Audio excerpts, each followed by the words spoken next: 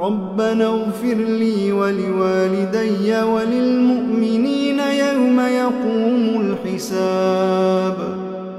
ربنا آتنا من لدنك رحمة وهيئ لنا من أمرنا رشدا ربنا إننا نخاف أن يفرط علينا أو أن يطغى ربنا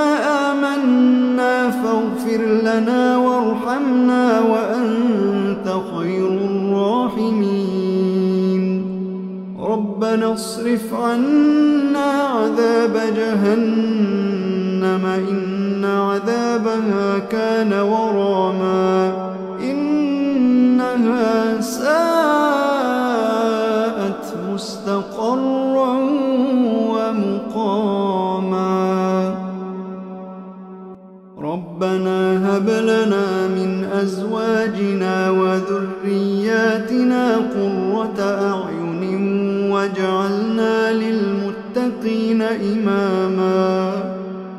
إن ربنا لغفور شكور